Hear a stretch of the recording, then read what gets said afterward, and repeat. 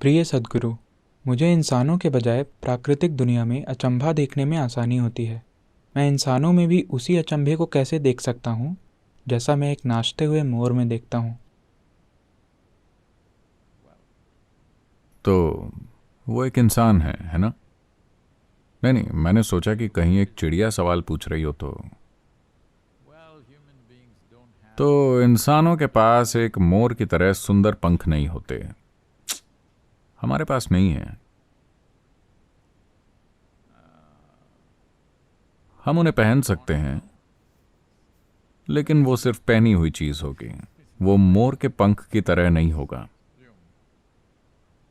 तो उन चीजों में अचंभा देखना आसान होता है जिनके साथ आपको कुछ साझा नहीं करना होता। दुनिया में एक ऐसी पूरी संस्कृति बड़ी हो रही है जहां लोग कहते फिरते हैं कि मैं पूरी मानवता से प्यार करता हूं, लेकिन मैं अपने बगल में बैठे आदमी को सहन नहीं कर सकता। उदाहरण के लिए, भगवान से प्यार करना बहुत आसान है, क्योंकि वो कभी भी आकर डिनर टेबल पर आपके साथ नहीं बैठते। शायद आप उनका नाम लेते हैं, लेकिन अगर वो डिनर के लिए आ जाते हैं तो फिर दिक्कत होगी। चूंकि वो कभी आते नहीं हैं, आप जो कुछ भी उन्हें अर्पित करते हैं, आपको साफ पता होता है कि वो सिर्फ आपको ही खाने को मिलेगा। हाँ हाँ, अगर वो खाना शुरू कर दें तो अर्पण हवा में उड़ जाएगा। मुझे ये बताना होगा, ऐसा हुआ। अलग अलग धर्म के भिखारियों की एक संस्था है।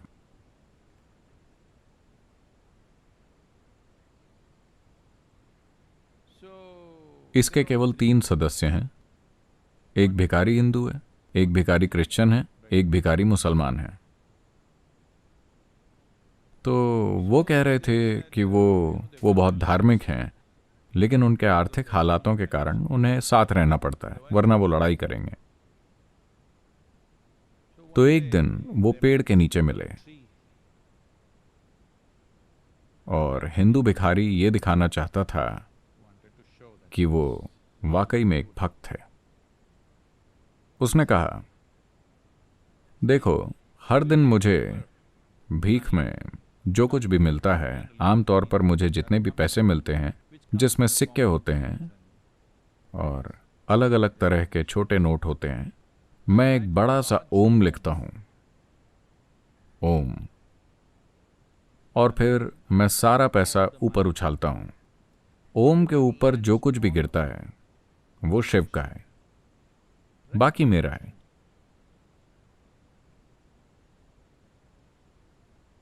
मैं एक सच्चा भक्त हूं। ओम तो आप जानते हैं, बड़ी सी पूंछ और ऐसा ऐसा और वो सब। मुसलमान भिखारी ने कहा, मैं भी ऐसा ही कुछ करता हूं, लेकिन हमारे लिए पहले दिन का चांद पाक होता है, पहले दिन का पतला सा चांद। मैं पहले दिन के चांद का एक चित्र बनाता हूं और फिर पैसे उछालता हूं। जो कुछ भी चांद पर गिरता है वो अल्लाह का है, बाकी मेरा है।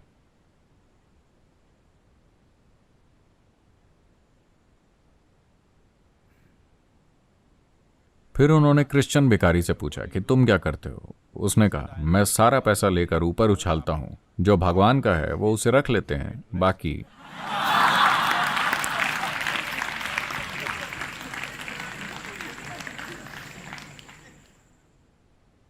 इस तरह एक मोर को प्यार करना आसान है, जो नाच रहा है और जो सुंदर है, क्योंकि वो आपसे कुछ मांगता नहीं है। दरअसल वो आपको पसंद भी नहीं करता, वो आपको कोई महत्व नहीं देता। क्या आपने गौर किया है कि हमारे मोर आपको कैसे देखते हैं?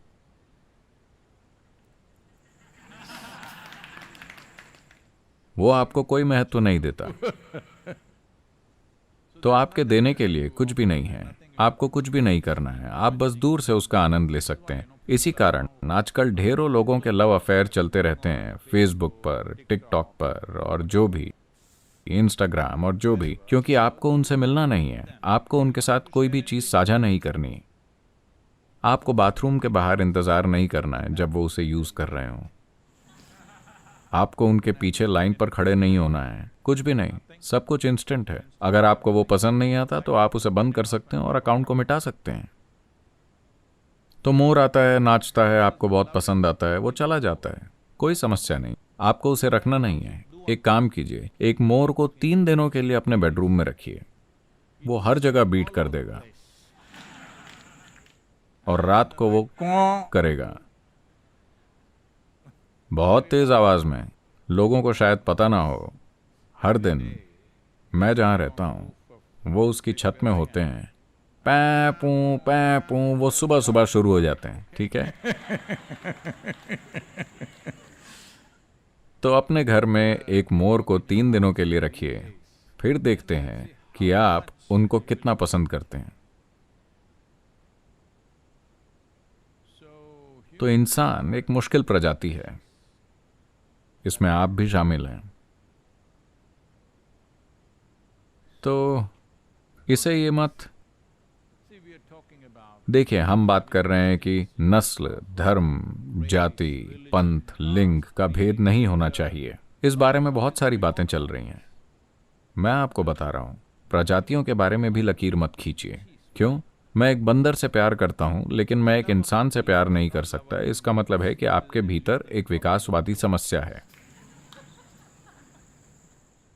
मुझे बंदरों से प्यार है लेकिन मैं इंसानों को नहीं सह सकता। इसका क्या मतलब है? आपको विकास पसंद नहीं है? तो ये बहुत आकर्षक लगता है जब एक बंदर हर जगह कूदता रहता है, एक शाखा से दूसरी शाखा तक, शानदार। बस एक दिन शिव पादम में अपनी खिड़की खुली रखें, कुछ बंदर आपके कमरे में आ गए, आप गए काम से। वो खाएंगे, वो फाड़ेंगे, वो पूरी जगह पर गंदगी करेंगे, वो वहां मौजूद हर चीज को बर्बाद कर देंगे और चले जाएंगे। अब आप आकर कहेंगे, वाह मेरे प्यारे बंदर, उन्होंने कितना बढ़िया काम किया है। नहीं, ये उस तरह काम नहीं करेगा। तो ठीक है, कम से कम आप पक्षियों का आनंद ले रहे हैं, ये अच्छा है। ये एक प्रकार की लॉबी है जिसे पक्षी विज्ञानी कहा जाता है। आप पक्षियों का आनंद लेते हैं, पक्षियों का अध्ययन करते हैं या पक्षियों का आनंद लेते हैं, बर्ड वॉचिंग।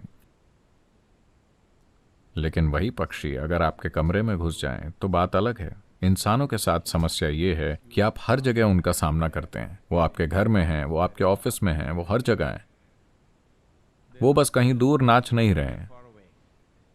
अगर वो बस दूर से नाच रहे होते तो आप उन्हें भी पसंद करते। समस्या ये है कि आपको उनके साथ काम करना होगा, आपको उनके साथ रहना होगा, आपको हर दिन उन्हें मैनेज करना होगा। ये एक समस्या है। तो मैं चाहता हूं कि आप इसे समझें।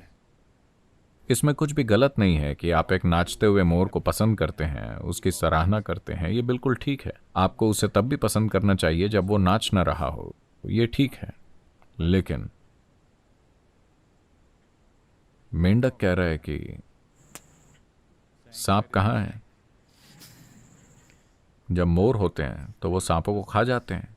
हर कुछ दिनों में मैं सांपों को लाकर उन्हें बगीचे में छोड़ रहा हूं, लेकिन ये मोर कुछ ही समय में उन्हें खा जाते हैं। आपको मोर पसंद होंगे, मैं भी उन्हें पसंद करता हूं, लेकिन मैं चाहूंगा कि कुछ सांप भी घूम रहे हों, लेकिन वो सभी कुछ ही समय में खा लिए जाते हैं। तो दूरी होने पर प्यार करना आसान होता है। देखिए, इस वायरस के समय में कई लोग अभी वो किस बारे में शिकायत कर रहे हैं? उनके प्रियजन, वो उनके साथ घर में बंद हैं। बड़ी मुसीबत। घरेलू हिंसा बढ़ गई है, पता है? कुछ लोग कह रहे हैं कि 100%। कुछ देशों में हर तरह की परेशानियां, हर कोई पूछ रहा है, सलाह मांग रहा है, क्या करें, इस परिवार को कैसे मैनेज करें। ये वही लोग हैं जिनकी आप कमी महसूस कर रहे थे क्योंकि वो हर दिन ऑफिस जाते थे। आप इतने लंबे समय के लिए क्यों चले गए? लेकिन अब वो घर पर हैं और मुसीबत बने हुए हैं। दूरी एक अद्भुत चीज है। मौत एक शानदार चीज है। देखिए, मरे हुए लोगों को हमेशा सभी प्यार करते हैं। क्या आपने इस पर गौर किया है? जैसे ही उनकी मौत हुई, अचानक वो पूजा के योग्य बन गए। आपने उनकी पूजा तब क्यों नहीं की जब वो जिंदा थे? ऐसा क्यों है कि मरते ही वो पूजा के योग्य बन गए? दुनिया में कहीं भी लोग उन्हें ऊपर रखते हैं और ऐसा करते हैं, फूल डालते हैं या जो भी करते हैं, सिर्फ इसलिए कि वो मर चुके हैं। जब वो जिंदा थे तब आप इसे करने के लिए तैयार नहीं थे। जब वो मर चुके हैं तब आप ये कर रहे हैं। इसका मतलब क्या है? नहीं, मैं ये नहीं कहना चाहता। आप जानते हैं, जब वो जिंदा थे आप उनके साथ संघर्ष कर रहे थे। जैसे ही वो मर जाते हैं आप उनकी पूजा करते हैं, उन्हें याद करते हैं और उनसे प्यार करते हैं। इसका क्या मतलब है? आप शायद इंतजार कर रहे हैं। ये अच्छी बात नहीं है, बिल्कुल भी नहीं। तो चलिए इसे ध्यान से देखते हैं। आपकी समस्या ये है कि आपके व्यक्तित्व की एक निर्धारित विशेषता है। आप एक ऐसी चीज की तलाश कर रहे हैं जो आपके व्यक्तित्व को नुकसान न पहुंचाए। लेकिन इंसान, आप तो जानते हैं, हर इंसान आपकी सीमाओं का सम्मान नहीं करता है। वो उस पर कदम रख ही देते हैं। उनमें से कुछ अनजाने में, उनमें से कुछ जानबूझकर, मेरी तरह। हमेशा जानबूझकर आपकी सीमाओं पर कदम रखना। तो जैसे ही कोई आपकी सीमाओं पर कदम रखता है, आपको लगता है कि वो व्यक्ति एक समस्या है। मोर अभी आपकी सीमाओं के बाहर है। वो बहुत सुंदर दिखता है। अगर वो आपकी सीमा में कदम रखता है तो आप उसे भी एक बड़ी परेशानी की तरह देखेंगे। हाँ, आप देखेंगे। चाहे वो मोर हो या कोई और पक्षी या बंदर या गधा या जो भी हो, दूर से सब कुछ अच्छा होता है। तो अभी आपके और इन प्राणियों के बीच एक दूरी है, इसलिए आप इसका आनंद ले रहे हैं। इसका आनंद लीजिए, इसमें कुछ भी गलत नहीं है। लेकिन महत्वपूर्ण बात यह है कि अगर आप अपने और अपने व्यक्तित्व के बीच थोड़ी दूरी बना लेते हैं तो आप देखेंगे कि आप खुद का भी आनंद लेंगे। और जब आप इस व्यक्ति का आनंद लेते हैं तो आप देखेंगे कि हर कोई शानदार है। हाँ, आप नहीं समझ रहे। मैं कह रहा हूं कि जब आप इस व्यक्ति का आनंद लेते हैं तो हर कोई शानदार लगता है। आप हर किसी का आनंद ले सकते हैं, क्योंकि अब आप लोगों को वैसे देखते हैं जैसे वो हैं। आपके पास कोई ढांचा नहीं जिसमें उन्हें फिट होना होगा। वो उसमें फिट नहीं होते हैं। इसी वजह से भारत में हमने एक देवता की विशेषताएं इस तरह से बनाई कि उस आदमी को स्वीकार करना असंभव होगा अगर वो यहां हो। तो जैसे कृष्ण, राम, शिव, आप इन लोगों को स्वीकार नहीं कर सकते। महिलाओं से पूछिए कि क्या वो राम को अपने जीवन में अपने पति के रूप में स्वीकार करेंगी? वो नहीं करेंगी। पूछिए कि क्या वो कृष्णा को स्वीकार करेंगी अपने जीवन में पति के रूप में? वो नहीं करेंगी। Because it's too much trouble. लेकिन 6000 साल की दूरी के साथ वो कितने शानदार दिखते हैं, कितने शानदार। और शिव, असंभव आदमी।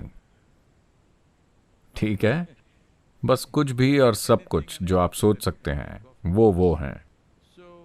तो ये एक भगवान का चरित्र इस तरह बनाया गया था कि अगर आप वास्तव में उन्हें उन चीजों के लिए देख रहे हैं जो वो हैं, और फिर भी उन्हें पूरी तरह स्वीकार कर रहे हैं और उन्हें पूजनीय तरीके से देख रहे हैं, अगर आप शिव को स्वीकार करते हैं वैसे जैसे वो हैं, तो आपके पास इस धरती पर किसी भी इंसान के साथ कोई दिक्कत नहीं होगी। तो आपको ऐसा करना चाहिए।